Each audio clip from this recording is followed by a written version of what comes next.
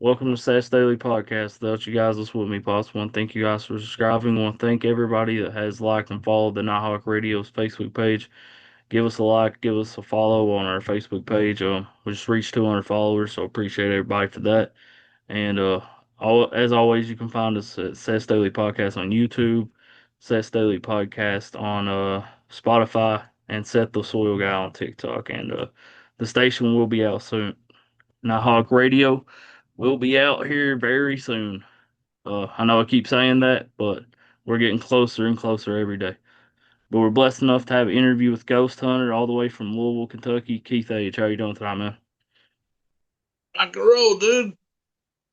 Doing good, man. How are you? Hanging in there like a hair in a biscuit. The Kentucky slang, man. Uh huh. Yes, sir. Born and bred. Yes, sir. Now, a lot of people know you from having shows on Sci-Fi Channel and stuff. So tell people about your shows on Sci-Fi. No. What's that? I said no. No. No, you're good, man. No. Me and the Booth brothers made over 10 documentaries for Sci-Fi Channel. It's called the Spook series. And I've been on over 40 different TV shows on all the different networks. And right now I am working on a series of my own that'll be streaming on YouTube sometime this year. It's called Bourbon Spirits. So I'm a little bit everywhere. So what's Bourbon Spirit's gonna be about? Well, what does it sound like? Yeah, but like what town, man? Like which towns? Well, a lot of it's here in Louisville. We do venture out to Illinois and Cynthiana, Kentucky. And a young lady by the name of Shannon Edens Humphrey is actually the host of the show. And it's her team that goes out and does the investigations. And we filmed them doing it. And there's usually a bourbon twist somewhere in the whole reason why we're going someplace. You definitely gotta go Bardstown too, man. Bardstown's been done to death. That's true, Cool but place, cool place to go, but eh. hey, the activity there is crazy though. Well, that's we try to find places that nobody's been to before, or if they have very little. First episode is at the Henry Clay Building that I've been trying to get into for over 30 years. And it's been shuttered up for 30 years down in downtown Louisville. And finally, it was reopened and made part of a hotel chain. And they start having real, true paranormal experiences happening. So we were lucky enough to be the first ones to actually go there, investigate, and film it. Without giving up too much, what did you catch there? Oh, caught a lot. I mean, like what kind of There, activity? hey, well, you said don't give up too much. So I didn't give up shit. Uh, you know, uh, I actually caught some great thermal stuff and caught the picture of a little boy that died in 1927. And just really cool things. Yeah, that's cool, man. And And then I know you was talking. another place we did locally was a candy shop that had a 150-year-old axe murder happened in it, and it ended up being Indiana's first serial killer, and he ended up getting hung there. So interesting place. So is his spirit supposed to be there? Supposedly, we got something, Voice or uh and it spoke in German. Oh, so you did get a voice. Okay. I was gonna ask if it Yeah. was voice or video. Yeah. Excuse me, I dropped something.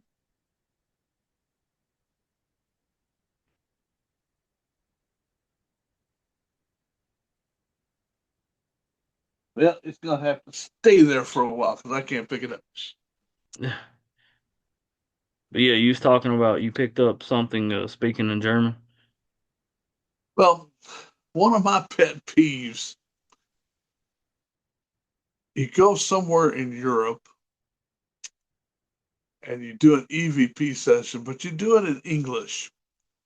And you're at a 400-year-old castle, like in Germany or someplace, and you're doing an English EVP session, and you get English speaking EVPs back. I'm sorry, that's nuts. You're in a 400-year-old castle that totally different language, totally different country.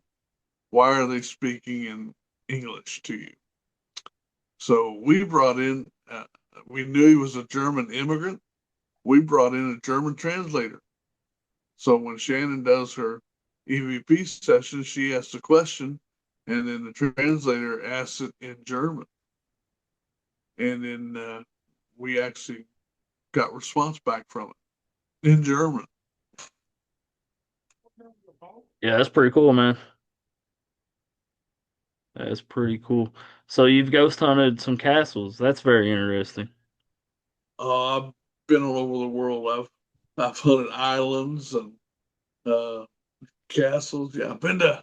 You know what Poneri Castle is? Mm-mm. That is the actual castle of Dracula. Really? It What sits kind of up on evidence did you get there, man? what? What kind of evidence did you get at that location? Well, got what looks like something standing in front of a sign.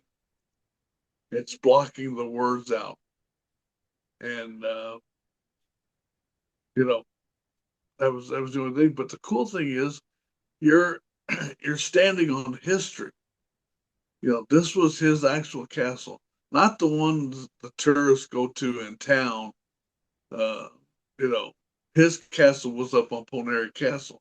Where they call him Vlad the Impaler is because it's 2,100 steps to get up to this mountain, and he impaled 2,100 Turkish soldiers on these steps. And I mean, the castle's falling down, and it's for sale for $2 million. Anybody wants to buy it? Uh, You got this, man. You should go buy yeah, yeah, just chump change. But it. like I said, I've been there about 7 times. It's just really fantastic place to go to, and Chillingham in England is one of my favorite places to go to. Chillingham Castle, and there's just a lot of different things. Yeah. I know you're a big orb guy, so we Do can what? talk about. I said I know you're a big orb guy, so I know you love orbs, so let's talk about some Yeah, I'm orbs. leaving. Goodbye. Uh, we'll get back to that. A gentleman you ought to have on your show. His name's Scotty Roberts. Uh, Scotty is basically a modern day Indiana Jones. I mean, he's actually investigated the Great Pyramids, been inside them, crawled around everything, gone through all the tunnels and a lot of different places he's gone to. If you want to hook you up with him, I'll definitely do that, man. The pyramids are definitely interesting too. Did he have any paranormal activity at the pyramids? you'd have to ask him. Oh, you know the answer. No, I don't know the answer. So sorry, Charlie. But yeah, man, I'll definitely asking him to be on for sure. Definitely appreciate that, man. But to get back on orbs, so Do we why have to? I don't know. This is actually educational for people out there that are actually getting into ghost hunting and stuff. Explain to them how orbs can be faked. and manipulated. Well, it's not so much they're being faked. It's just people want to believe in it so much. And that's fine. If it helps somebody who believes in something, it's great. But the true thing is, when you capture an orb and you know you can't see through it, or you can see through it, or it looks like there's a face in the middle of it, it's dust. 99.9% of the time, it is dust, and your camera is capturing it. Your eyes can't see it, but your camera can. But you can recreate it 99.9% of the time. It's not paranormal. It's something real. That's like, you'd be surprised how many people send me pictures and say, look, I caught a ghost. I'm like, no, you caught a bug, or you caught dust, or pollen, or rain, or hair, a hair follicle, and they're like, well, how do you know? I said, because I learned. And I've been doing this for almost 50 years. You know, not everything is paranormal. I wish it was, but it's not. Yeah. But yeah, man, Because if orbs, it, because if it was, then we'd have PhDs about that long behind our names, hey, and you got a we could PhD in actually. orbs? I used to like you. Nah, but for real, man, you are right though. Orbs can definitely be manipulated by dust and bugs and hair particles and just stuff in the atmosphere. Oh yeah, you know. They're like, well, how do you know this? I'm like, you know what? I didn't graduate college, but I went to college for photography. You know, and studied it, learned it. And that's the biggest thing I tell people when they take my classes and stuff. Learn your craft. Learn what your gear does, why it does it, why it was built, how it works. Otherwise don't go, oh, I got a picture of Aunt Matilda. No, you don't. You got a picture of dust. I just vacuumed my rug. You don't understand. That's not how it works. There's dust particles everywhere all the time. It's like I had this one lady just caught me in a parking lot of a pizza joint once and just argued till she was blue in the face. And she finally said, prove it to me. Show me. Can you capture an orb anywhere? I was like, yeah. And she's like, how do you know that? I said, just watch. I said, get your camera ready. So she puts up her camera. She's like this. And I reach down and I just pick up a handful of parking lot dirt and dust, just off the corner of the parking lot. And I say, I'm gonna count three. You take a picture. Said, okay.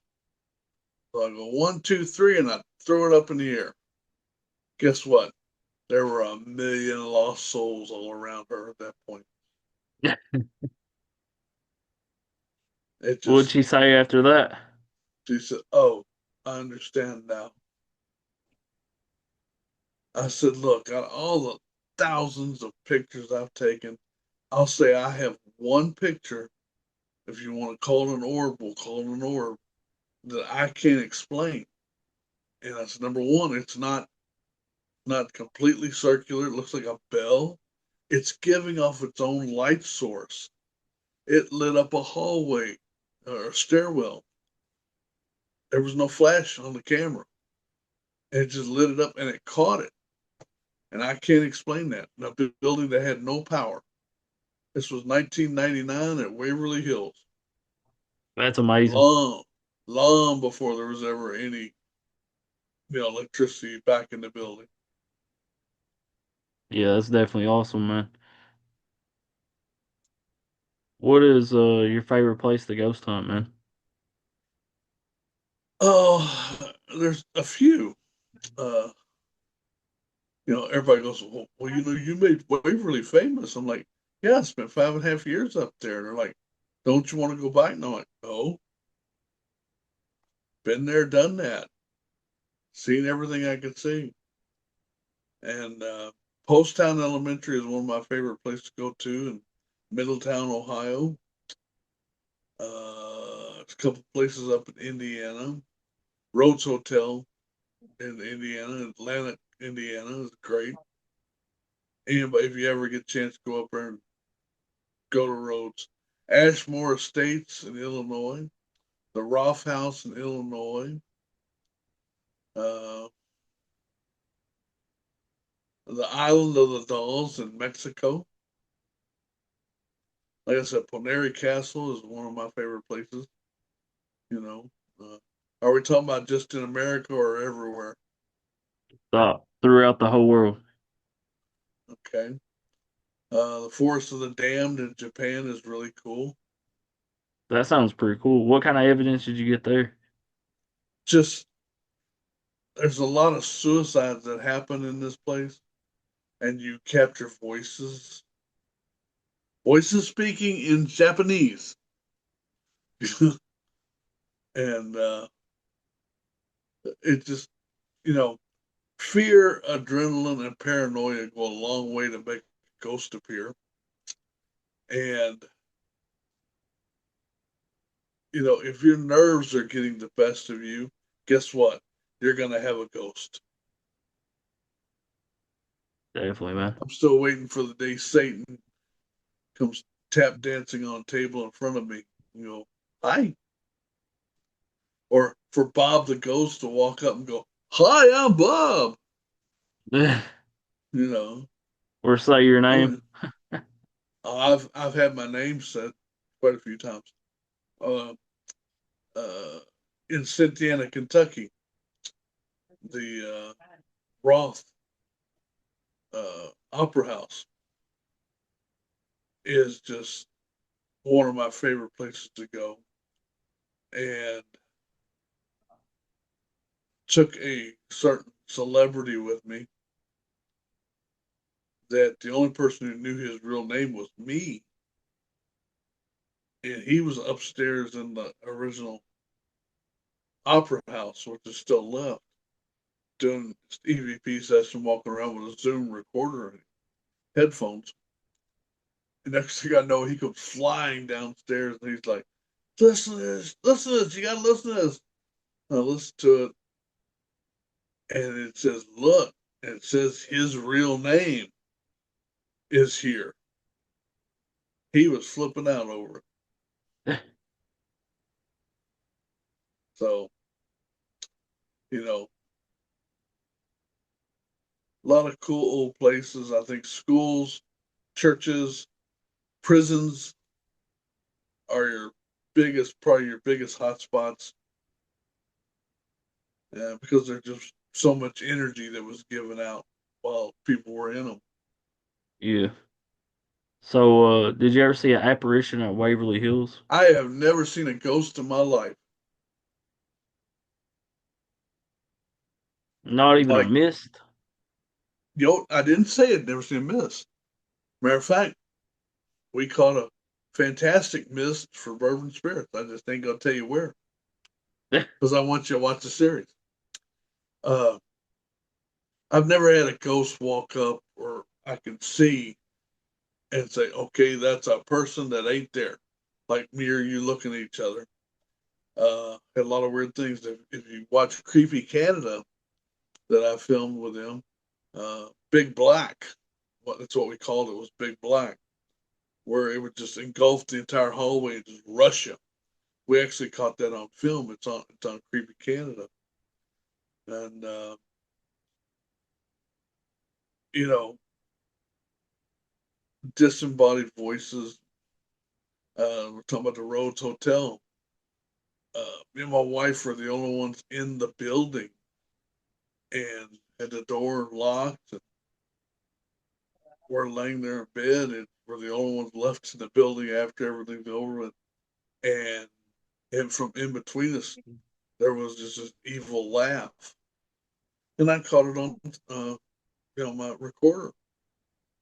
So like I said, even though I've never seen a ghost, you know, I've still seen a lot of crazy stuff. Plus, I've been thrown through walls and doors, and you know, but I'm a little too old for that stuff now. Uh, yeah. Well, I didn't say you're old. You did. I'm old. Uh, Like I said, I've been doing this for almost 50 years. So you do the math. I'm not even gonna say it out loud, man. God love you. uh, yeah, man. Did you catch any cool like voices at Waverly Hills? Well, if you go watch Death Tunnel, the film that the Booth brothers made, that's where they met me for the first time.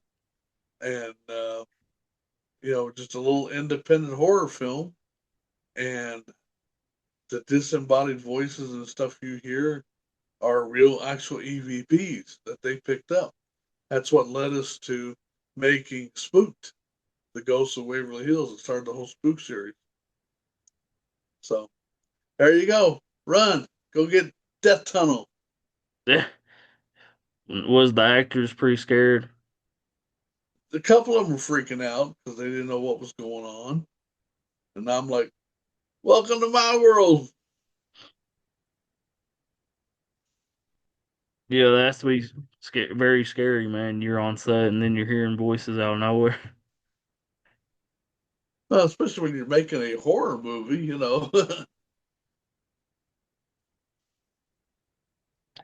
Hey, that is a cool location though. Waverly Hills is for sure, man.